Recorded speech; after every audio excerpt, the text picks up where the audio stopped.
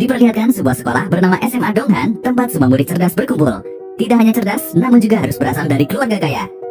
Hampir semua murid di sana mengikuti les di akademi yang bagus agar dapat menguasai semua materi, terutama matematika.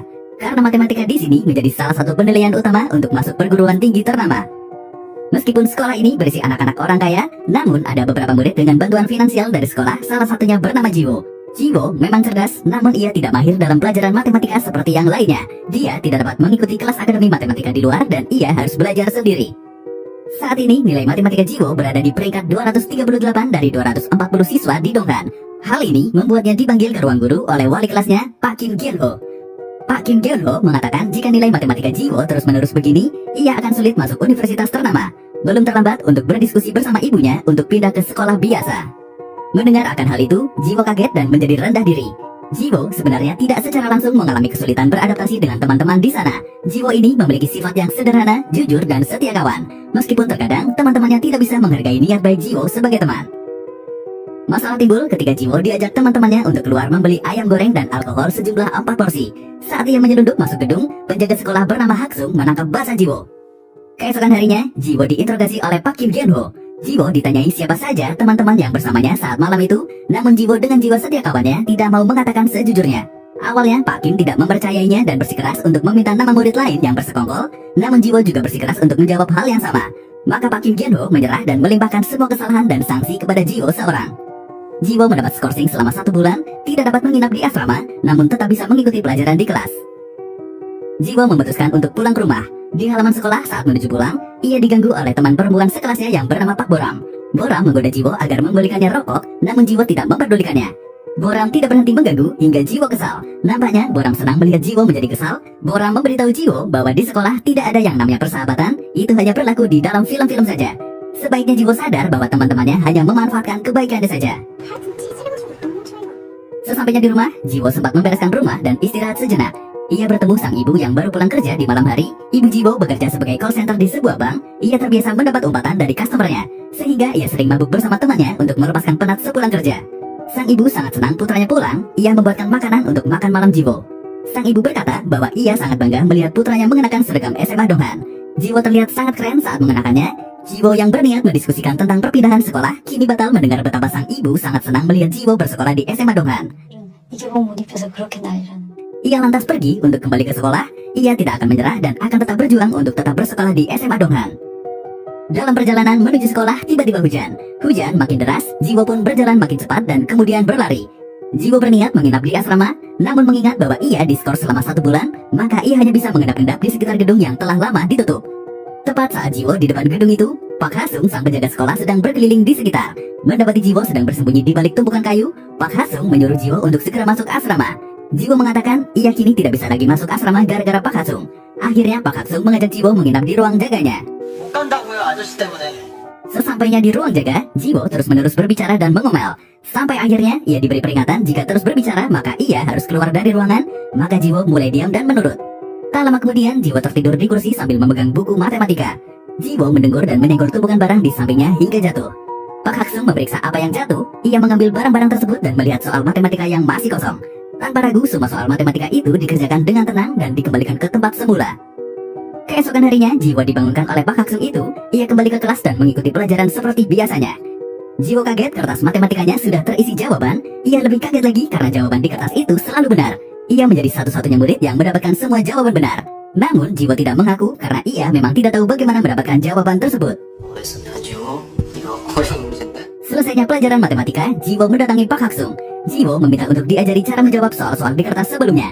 Namun Pak Haksung selalu menghindar dan menolak. Jiwo tidak pantang menyerah. Ia datang di setiap kesempatan. Saat Pak Haksung berjaga, saat bersantai, bahkan saat malam hari. Hingga suatu ketika, guru-guru berkumpul di halaman. Mereka membicarakan murid-murid yang mendapat bantuan harus pindah sekolah karena nilai mereka tidak memuaskan.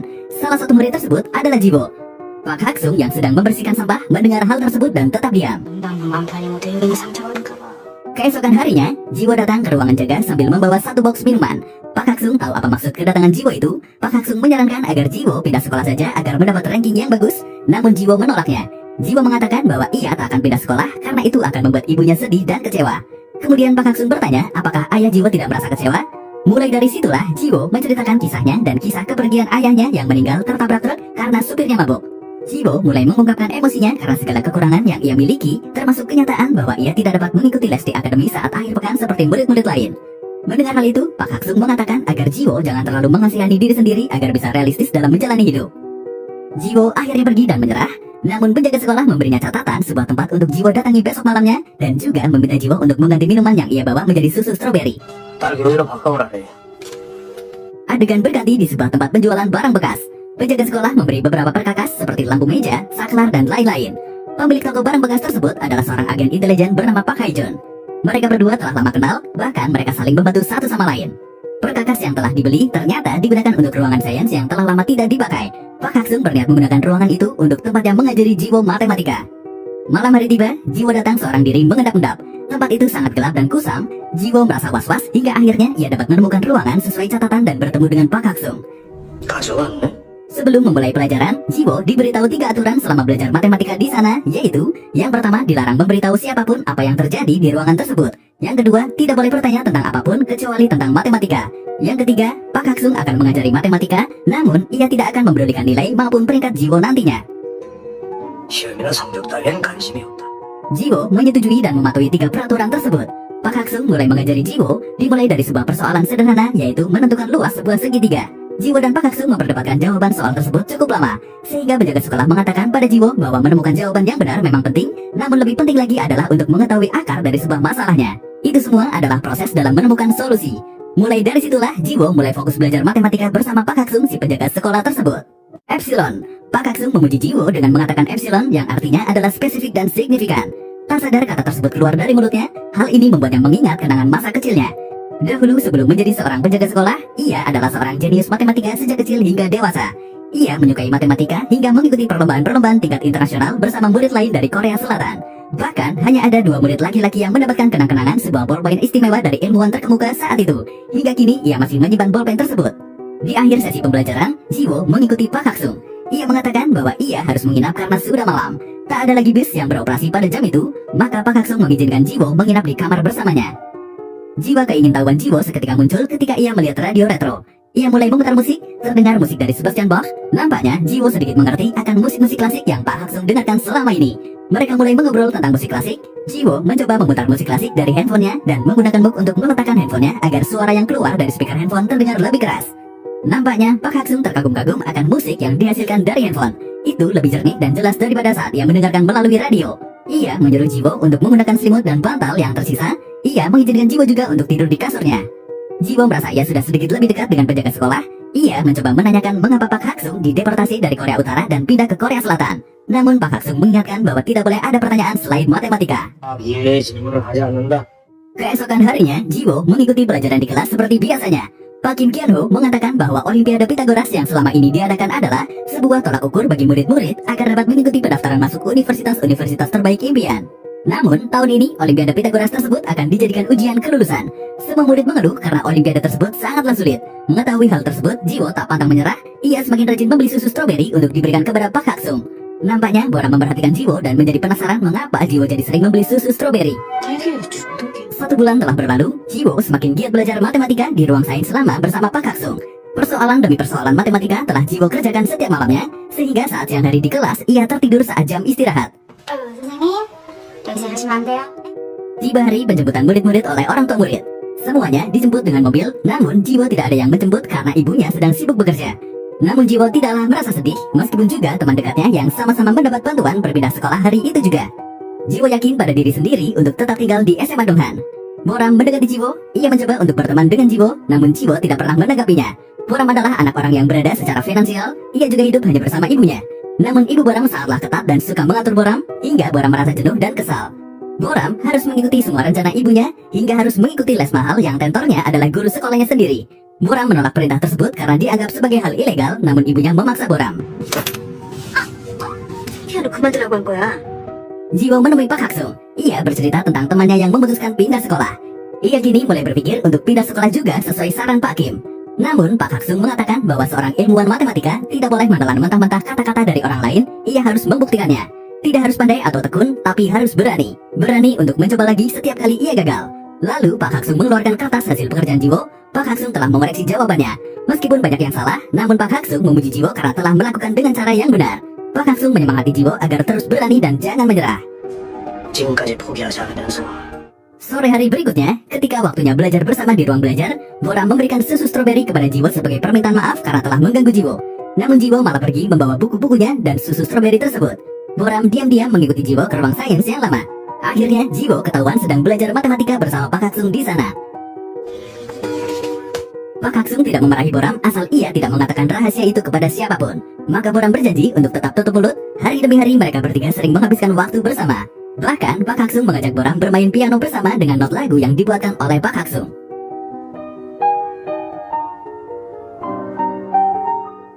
Pada suatu malam ketika Jiwo sedang belajar, akhirnya Pak Haksung menceritakan alasan mengapa ia menyukai matematika. Awalnya adalah demi mendapatkan beasiswa dan untuk mendapatkan pekerjaan baik demi keluarga. Namun lama-lama Pak Haksung menyukainya karena menurutnya matematika itu indah. 아름답지 않네. Keesokan harinya, dalam kelas matematika bersama Pak Kim, Jiwo tidak setuju dengan jawaban soal yang dijelaskan Pak Kim di papan tulis. Pak Kim meminta Jiwo untuk maju dan menjelaskan jawabannya. Jiwo berhasil memberikan jawabannya. Namun Pak Kim tidak terima jawabannya dibantah oleh Jiwo. Bahkan Pak Kim sampai marah dan menghukum Jiwo agar keluar dari kelas. Di tempat lain, Pak Haksung sedang bersama agen Park Hae-jeon memainkan permainan Go dan mencari buku-buku bekas. Agen Park Hae-jeon membujuk Pak Haksung untuk pergi dari Korea Selatan dan kembali ke Korea Utara. Ia juga membujuk Pak Haksung untuk menghadiri sebuah konferensi, namun Pak Haksung menolaknya. Sebelum pergi, agen Park Hae-jeon memberikan sebuah smartphone sebagai hadiah kepada Pak Haksung. Kini, Pak Haksung dapat mengambil gambar, memutar musik, bahkan bisa mencari jurnal matematika melalui internet di smartphone-nya. 근데 큰 건 몰라도 좀 소소한 건 좀 누리면서 삽시다. Jiwo mengetahui bahwa Pak Haksung senang membaca jurnal matematika di internet. Jiwo merasa kasihan, maka Jiwo meminta bantuan temannya untuk meminjaminya kunci ruang percetakan agar ia bisa mencetak jurnal matematika untuk Pak Haksung. Keesokan harinya, Jiwo dan Boram memberikan jurnal tersebut kepada Pak Haksung. Pak Haksung tampak senang dan berterima kasih kepada Jiwo, meskipun dengan ekspresi wajah yang datar. Waktu ujian telah dimulai. Tiba saatnya ujian matematika. Jiwo merasa percaya diri dapat menjawab banyak soal matematika. Namun, di tengah-tengah waktu, Boram merasa kecewa melihat soal matematika tersebut dan keluar meninggalkan sekolahan tanpa berkata apapun. Boram menghilang selama beberapa saat, padahal ia berjanji akan pergi menonton pertunjukan musik klasik bersama Jiwo dan Pak Haksung. Boram tidak dapat dihubungi selama beberapa hari. Jiwo berpikir mungkin Boram kecewa karena tidak dapat mengerjakan soal tes matematika. Namun, ternyata bukan itu masalahnya.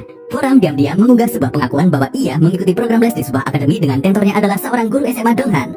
Boram menuliskan bahwa guru tersebut telah membocorkan soal-soal tes kepada murid les di akademinya. Hal ini menimbulkan keributan di sekolah. Di tempat lain, Jiwo dan Pak Haksung sedang berjalan-jalan di mall. Mereka berhenti untuk membeli buku. Tepat setelah membayar di kasir, ada seseorang yang mengenali Pak Haksung sebagai profesor di kampusnya dulu. Orang ini bernama Park Pilju.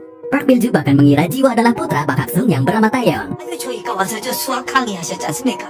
공화국 최고의 수학 천재를 남조선에 와서 다시 뵙다니. Sepulang dari mall, Pak Haksung merenung sendirian di rumahnya. Ia mengingat masa lalu yang indah bersama putranya Taeyeon. Taeyeon dahulu sering dirundung dan sering berkelahi di sekolah dengan murid-murid lain dari Korea Selatan. Dia juga tidak sanggup lagi dan terus-menerus meminta ayahnya kembali ke Korea Utara. Namun, Pak Haksung tidak menuruti permintaan anaknya karena ia sedang berada di puncak karirnya pada masa itu. Hal ini membuat Taeyeon marah hingga ia nekat pergi berenang menyeberangi sungai Taedong untuk kembali ke Korea Utara setelah berdebat dengan ayahnya, Pak Haksung. Di tengah-tengah pelariannya, Taeyeon ditembaki oleh tentara Korea Utara karena dikira sebagai penyusup. Taeyeon meninggal saat itu juga. Hal ini membuat Pak Haksung terpukul dan hidup dalam keterpurukan. Ia berhenti mengajar matematika, ia bahkan berhenti dari segala hal berbau matematika. Karena ia berpikir semua hal tentang matematika adalah penyebab kematian putranya, Taeyeon. Keesokan harinya, di kantin ketika Jiwo sedang mengantri makanan, ia mendengar berita menyebutkan nama Ri Haksung mampu membuktikan hipotesis Riemann 40 tahun yang lalu. Hal ini membuat Jiwo berlari mencari Pak Haksung. Namun Pak Haksung justru marah mendengar apa yang dikatakan Jiwo. Pak Haksung meminta Jiwo untuk tidak mengatakan apapun tentang Riemann hipotesis lagi di depannya. Jiwo yang tidak paham apa-apa hanya mengiyakan perintah tersebut. 약속. 맞잖아요, 아저씨. Adegan berpindah kepada Pak Kim. Usaha Akademi Matematika Pak Kim kini mulai redup karena rumor yang beredar. Ia bahkan terancam akan dikeluarkan jika tidak dapat membuktikan bahwa dirinya tidak bersalah. Namun saat ditemukan jejak video Jiwo yang keluar dari ruang percetakan, Pak Kim menggunakan kesempatan ini untuk menjadikan Jiwo kambing hitam akan masalah yang ia perbuat. Jiwo disalahkan atas bocornya soal tes matematika, padahal ia sama sekali tidak mengetahui apapun tentang kebocoran soal itu. Terlebih nilai tes matematika Jiwo sudah meningkat pesat, maka Pak Kim semakin memanfaatkan hal tersebut untuk menjebak Jiwo. Jiwo tidak dapat membela dirinya sendiri. Jiwo diberi surat untuk pindah ke sekolah lain oleh Pak Kim demi menjaga nama baiknya. Jiwo bingung dan tidak tahu harus meminta bantuan kepada siapa. Ia mendatangi rumah Pak Haksung hendak meminta bantuan, namun dari luar pintu ia mendengar bahwa Pak Haksung dan agen Park Hae-jeon sedang bertengkar di dalam. Ia tidak sengaja mendengar semuanya pada saat itu, maka ia mengurungkan niat untuk meminta bantuan kepada Pak Haksung. Boram mencoba menghubungi Pak Hak Sung. Ia menjelaskan bahwa Jiwo pindah sekolah karena dituduh membocorkan soal tes. Padahal ia tidak pernah melakukan hal tersebut. Boram meminta bantuan Pak Hak Sung agar menjadi saksi atas ketidakbersalahan Jiwo. Bagian adegan lain, ternyata agen Park Hae-jeon menanamkan chip GPS di dalam handphone yang diberikan kepada Pak Hak Sung sehingga ia bisa melacak keberadaan Pak Hak Sung dan menjemputnya. Singkat cerita, alih-alih datang ke konferensi pers matematika, mereka justru pergi menuju ke SMA Donghan yang sedang mengadakan konferensi tentang matematika juga. Di aula SMA Donghan, ternyata Profesor Oh Jung-man, ketua atau kepala profesor matematika Postek, sedang memberikan sambutan. Datanglah Pak Hak Sung. Pak Kim mencoba mencegah kedatangan Pak Hak Sung, namun Pak Hak Sung langsung mengeluarkan pulpen penghargaan yang sama seperti milik Profesor Oh Jung-man. Seketika Profesor Oh Jung-man turun dari panggung dan menjabat tangan Pak Hak Sung dengan bahagia. Profesor Oh Jung-man dengan bangga memperkenalkan kepada anak-anak bahwa orang yang berjabat tangan dengannya adalah Dr. Lee Hak Sung, ahli matematika pertama yang dapat membuktikan teori Riemann. Pak Hak Sung menggunakan kesempatan ini untuk mengungkapkan kebenaran mengenai masalah yang Jiwo alami. Namun Pak Kim menyela dan membentak Pak Hak Sung di atas mimbar. Pak Kim marah dan memperlihatkan sisi lain dirinya yang sebenarnya, memperlihatkan bahwa sebenarnya dirinya lah yang bersalah. 이 피타고라스 경시대회에 출제될 문제가 그 학원에서 이미 빼돌려졌어. 돌고 있다는 그런 얘기를 저 간지우 저 친구는 결코 시험 문제를 훔치지 않았습니다. Dalam kesempatan tersebut, Pak Hak Sung menggunakan kesempatan itu untuk mengucapkan terima kasih kepada Jiwo karena telah membuka mata hatinya dan menyadarkannya akan realita hidup yang seharusnya ia jalani. Kemudian Pak Hak Sung pergi bersama agen Park Hae-jeon. Agen Park Hae-jeon memberikan hadiah berupa paspor untuk Pak Hak Sung agar bisa pergi kemanapun ia inginkan. 대한민국 국민한테는 Tak lupa, agen Park Hae-jeon juga membuang handphone yang telah ia berikan sebagai hadiah. Agen Park Hae-jeon mengorbankan pekerjaannya demi menebus kesalahannya kepada Pak Hak Sung. Kini ia hanya mengelola toko barang bekas miliknya. Singkat cerita, beberapa tahun kemudian, Pak Hak Sung menjadi kembali dikenal sebagai Dr. Lee Hak Sung. Ia mendirikan sebuah gedung penelitian matematika pribadi yang tidak bisa sembarang dikunjungi oleh pelajar atau mahasiswa. Namun berkat hubungan baik antara Jiwo dan Dr. Lee Hak Sung, maka Jiwo yang sekarang telah berkuliah dapat berkunjung ke tempat tersebut bersama dengan teman kuliahnya dengan mudah. Kini Jiwo dapat menjalani kehidupan sesuai impiannya, masuk universitas impiannya bersama teman-temannya. Begitu pula Dr. Lee Hak Sung, kini ia menjalani hidup yang tenang dan mengikuti kata hatinya untuk tetap menekuni dunia matematika. Seperti itulah kisah seorang penjaga sekolah yang sangat jenius. Ia berhasil membantu salah satu murid dengan nilai rendah mendapatkan nilai bagus dan berhasil masuk universitas ternama walaupun bukanlah anak orang kaya. Terima kasih dan sampai jumpa di alur cerita selanjutnya.